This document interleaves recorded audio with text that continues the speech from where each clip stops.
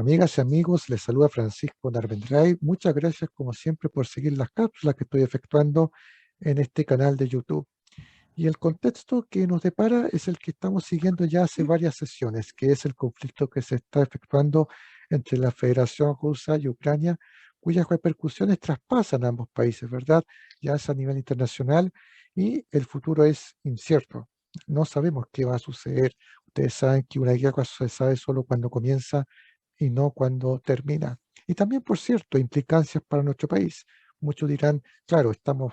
en otro lado del Atlántico. Sin embargo, hay que recordar que en un mundo que está tan globalizado y Chile que tiene muchos tratados comerciales de por medio, sin duda que va, de hecho ya está teniendo algunos efectos indirectos de lo que está pasando en la zona de Rusia y Ucrania. Para conversar sobre lo que está sucediendo en el conflicto y proyecciones al respecto, tenemos a la académica doña Alejandra Villablanca. ¿Cómo está, estimada Alejandra? Muy bien, muchas gracias por la invitación a este programa y un saludo también para todas las personas que van a ver este programa. Así es que muchas gracias por la invitación. Muchas gracias por aceptar la invitación, estimada Alejandra Villablanca. Ella es magíster en Relaciones Internacionales de la Pontificia Universidad Católica de Valparaíso y además ejerce como investigadora asociada del Centro de Estudios de Relaciones Internacionales de la Universidad del Desarrollo. Estimada Alejandra, ¿nos podría, en pocas palabras, sé que es complejo, pero de manera breve, dar cuenta de lo que está pasando en este momento en el frente entre la Federación Rusa y Ucrania? Claro, hasta el momento, dado ya el proceso que se ha ido desarrollando, ha habido un cambio en la estrategia, ¿no?, que llevaba a cabo las tropas rusas, y observamos que hay un repliegue de las tropas desde, ¿cierto?, la capital y las principales ciudades hasta el este de Ucrania, particularmente en la región del Donbass, y también hacia la zona de Crimea, ¿cierto?, el corredor que une Crimea con Rusia, que es donde quiere efectivamente marcar presencia militar en esa zona, principalmente porque Rusia no pudo conseguir los objetivos que se había planteado en un inicio de la guerra, que era tomar el gobierno de Kiev, poner lo más probable un gobierno afín a su ideología, un gobierno títere, ¿no? Y esto no se logró tampoco en el tiempo previsto, que estaba, cierto, estimado en no más allá de una semana, y dado que comenzaron una seguidilla de fracasos en este sentido, porque tampoco las operaciones pudieron, cierto, prosperar, y entonces, y también una seguidilla de errores que probablemente se puede especular que sea por falta, en este caso, de una conexión que haya directamente desde Vladimir Putin con sus tropas, o bien porque aquí está fallando algo entre los altos mandos directamente, las órdenes que se dan. Pero, y esto lo vemos porque esta semana cambió nuevamente el general que estaba a cargo, y, cierto, asume Alexander, que es quien tuvo la experiencia de trabajar con, cierto, en la guerra en Siria, y él es quien asume ahora esta posición para poder reordenar la estrategia y poder dedicarse, digamos, a las fuerzas militares, poder,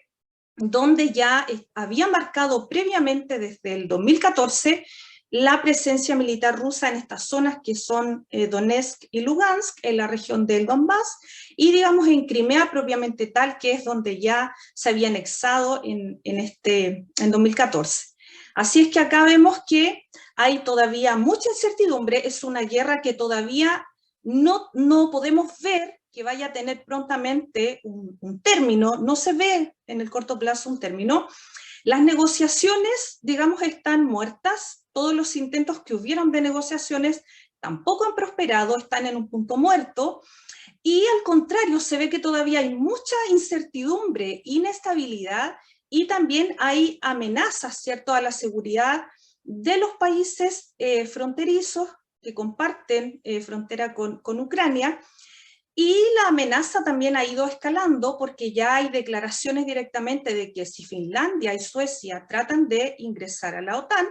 va a haber, ¿cierto?, una respuesta por parte de Rusia, probablemente ya de armas no convencionales, ¿no? Ha amenazado con utilizar nuevamente armas nucleares si es que se diera un escenario así. Entonces encontramos que la situación todavía es muy incierta, no se ve una salida al proceso, y además está decir que en la medida que se han retirado las tropas rusas y han dejado en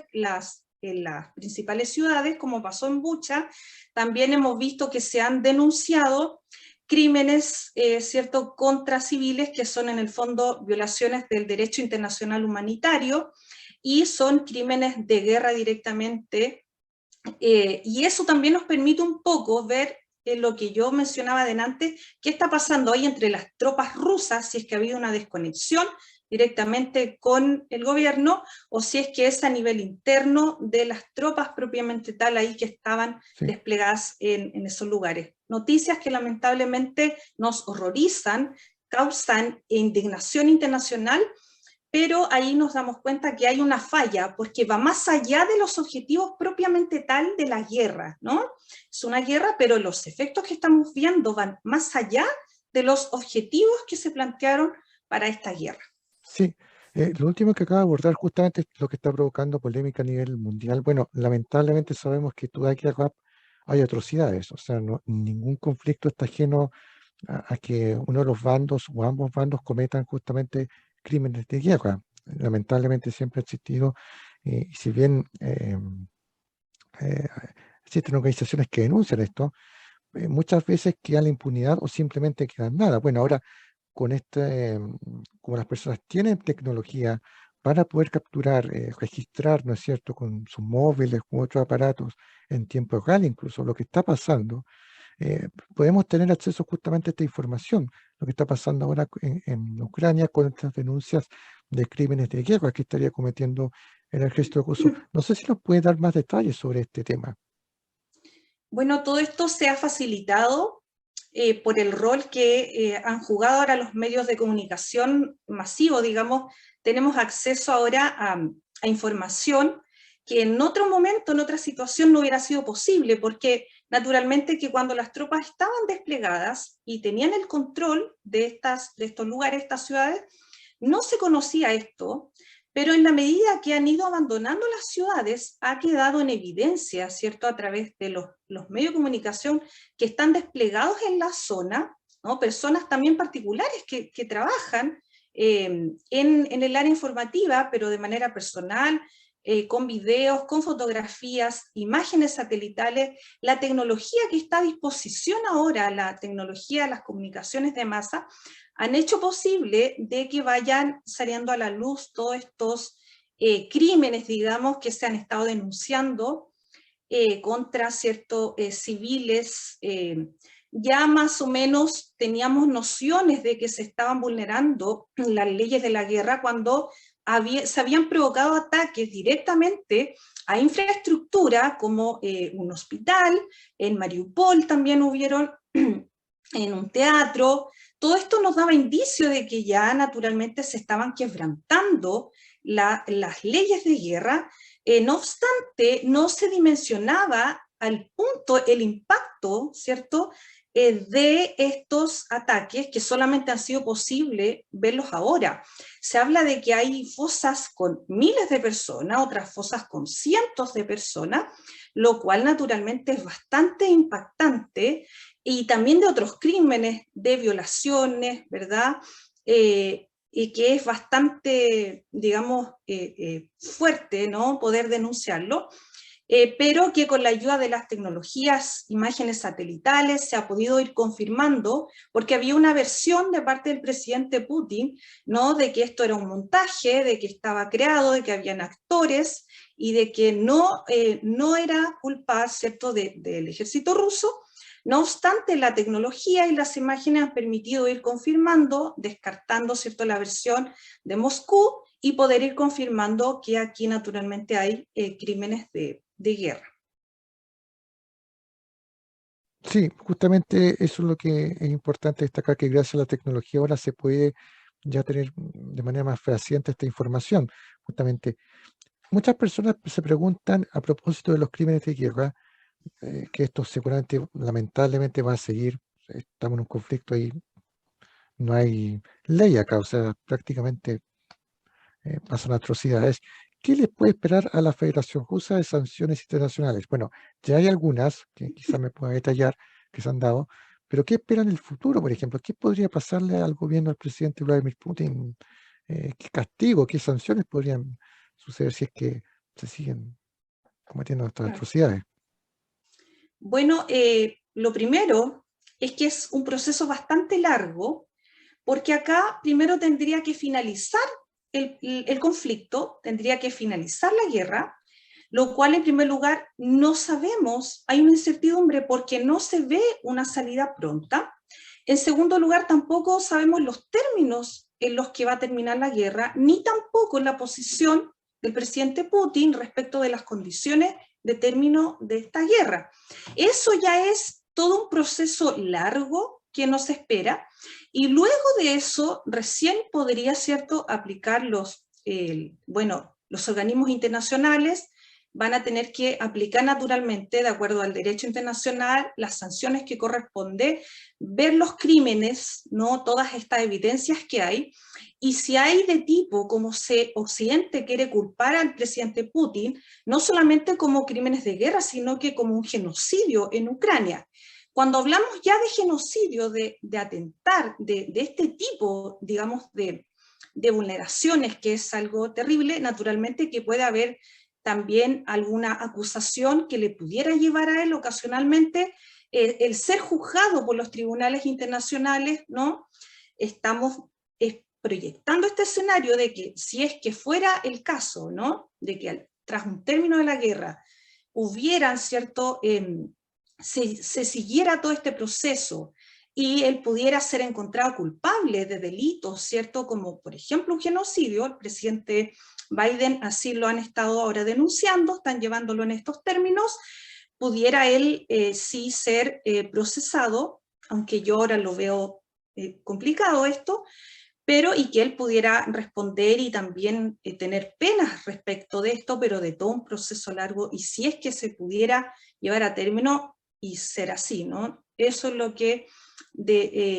eventualmente pudiera ocurrir al término de todo este proceso, digamos, aplicar las sanciones, el derecho internacional, que no solamente se remiten a las sanciones de tipo económicas, bloqueos, sino que también cuando hay crímenes de esta categoría, digamos, crímenes ligados, por ejemplo, a un exterminio de una población, ¿cierto?, o como es un genocidio, además hay un delito que es imputable, digamos, en estos términos de que él también pueda ser juzgado y que deba pagar también una pena de cárcel por esto. Pero eso es todo un proceso que se proyecta en el futuro y que si se llega a comprobar y naturalmente al final de todo llegar a constatarse que fue así. Claro, no sabemos obviamente cuándo va a terminar el conflicto. Y sobre eso quería preguntar, porque obviamente es complejo efectuar un análisis, un análisis prospectivo de lo que puede suceder.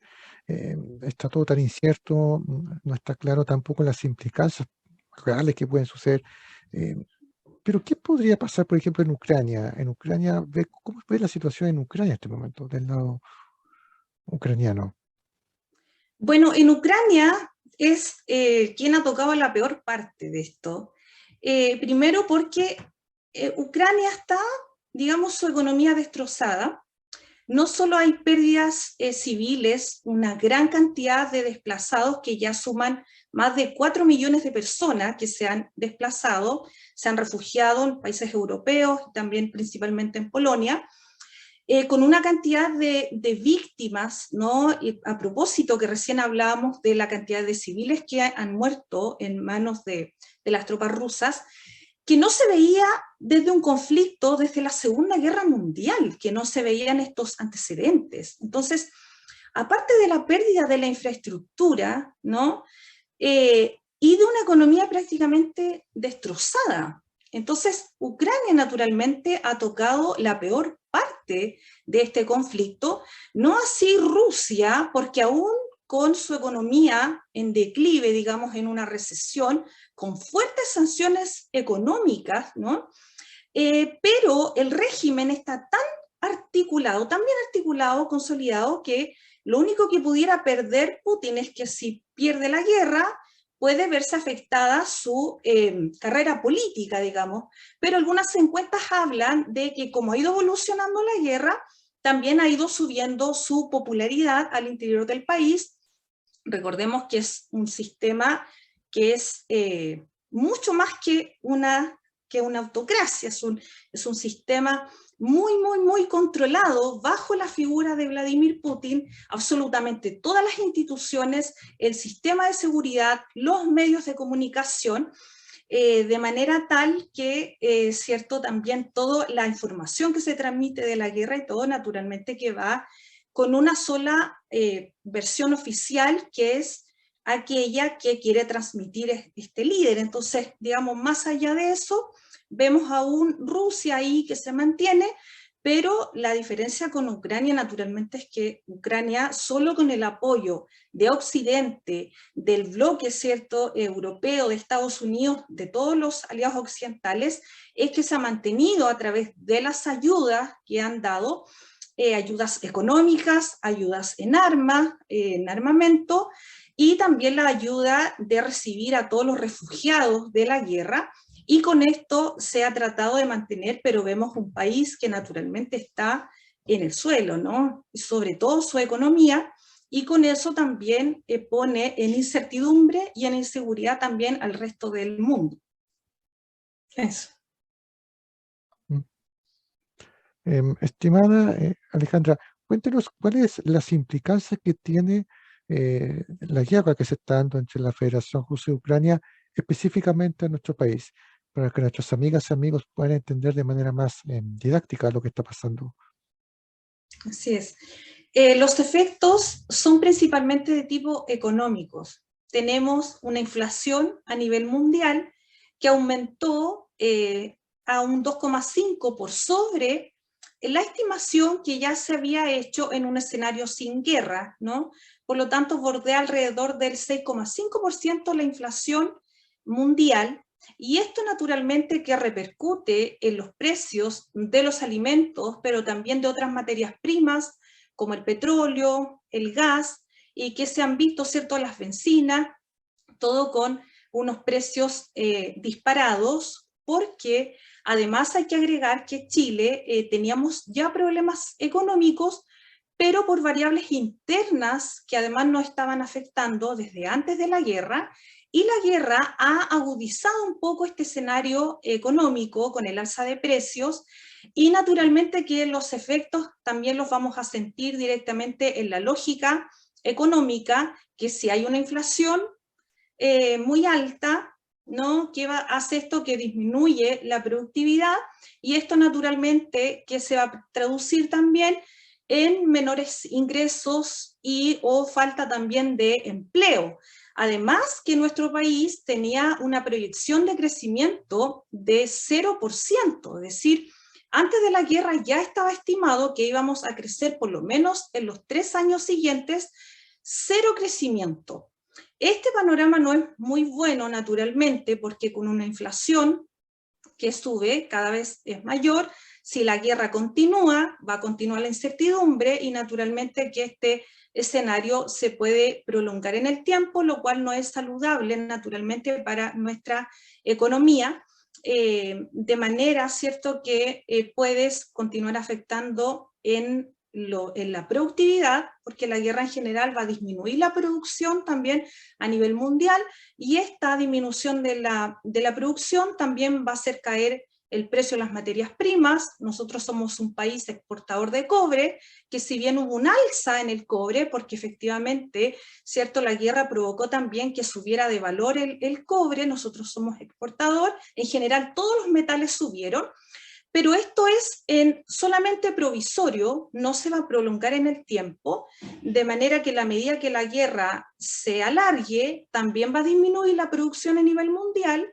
esto va a hacer que en nuestro país también haya menor demanda, bajen los costos de las materias primas, esto se va a traducir en menores ingresos fiscales a nuestras arcas fiscales y naturalmente menor productividad, menores salarios y naturalmente también que eso puede repercutir en menores empleos, digamos, esa es la lógica económica. Por lo tanto, también nos vamos a ver afectados en el próximo tiempo si es que la guerra, ¿cierto?, continúa causando esta incertidumbre económica. Así es, y por eso es importante justamente tener en cuenta que si bien ha bajado un tanto la tensión mediática, acá en Chile al menos del conflicto, la situación está muy compleja y por eso hay que estar atento siempre a lo que está sucediendo. No sé si se efectuará algún comentario final para ir cerrando esta interesante conversación, del cual nuevamente agradezco su tiempo para este cometido. Bueno, con relación a eso, solamente agregar que estoy muy de acuerdo con usted de que los medios de comunicación se habla cada vez menos, pero es un conflicto que está marcando, ¿cierto?, el inicio de la nueva estructuración del poder a nivel internacional, con todo lo que esto naturalmente implica, con un reordenamiento, ¿cierto?, de los bloques en el sentido económico, pero también las alianzas políticas y estratégica, ¿cierto?, en un nuevo escenario en que la seguridad, digamos, ya no es una garantía para ningún Estado, digamos, estamos sumergidos en una incertidumbre. Los principios liberales, digamos, del orden internacional, como la paz, la seguridad, digamos, el libre comercio, como lo entendíamos en el paradigma tradicional, todo esto ahora está cambiando y, cierto, nos encontramos que va a haber bastante inseguridad, una cooperación más bien estratégica, y entramos, cierto, en esta transición que ya venía al mundo del poder internacional, ya estamos entrando en esta nueva era del poder en que se va a tener que reorganizar políticamente. Vemos a Estados Unidos con todo el eje occidental, y vemos también la otra gran potencia que es China, no hay que olvidarla, ¿cierto?, con toda también su despliegue estratégico en este sentido. Entonces, aunque no hablemos mucho del conflicto, o aun cuando terminara, los efectos van a prolongarse en el tiempo, porque estamos ante un escenario nuevo internacional de reorganización del poder a nivel internacional de las principales potencias, junto con los bloques, ¿no?, que digamos de países que se van también a probablemente polarizar en torno a estos dos grandes centros ahora de poder, democracias versus autoritarismos,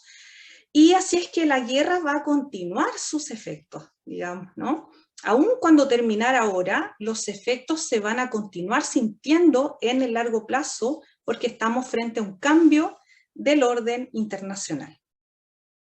Sí, y una última pregunta que tiene algo de relación con lo que hemos conversado. ¿Es necesario, a su juicio, fomentar en las universidades que se base más materia sobre lo que está pasando en el exterior? Es un tema que siempre sale a la palestra cuando pasan este tipo de hechos, o cuando Chile está involucrado lo que pasa con Bolivia, por ejemplo, que es necesario fomentar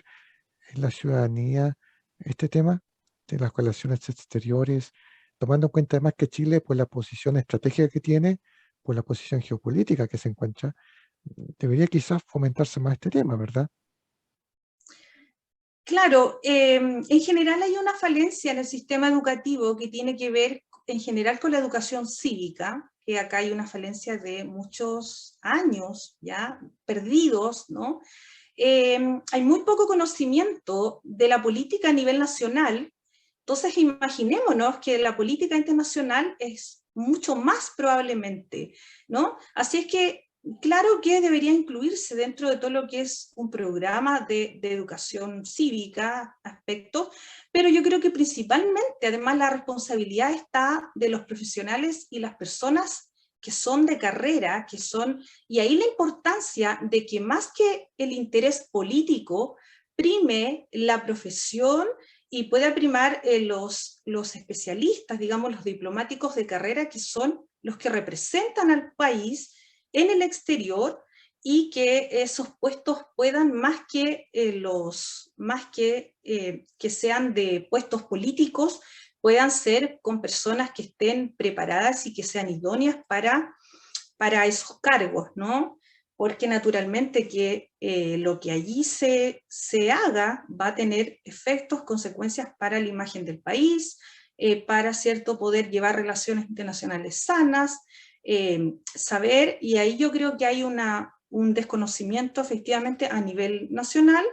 pero también la responsabilidad principal de las autoridades, las principales autoridades del país, y quienes también conducen la política exterior, sobre quienes recae esta responsabilidad, también yo creo que tiene que haber una preparación al respecto. Así es. Muy bien, estimada doña Alejandra Villablanca, le doy las gracias por su tiempo para esta interesante conversación y por supuesto seguiremos atentos a los sucesos que están dándose entre la Federación Rusa de Ucrania y a nuestras amigas y amigos que siguieron esta conversación. Nos veremos en una próxima oportunidad. Muchas gracias.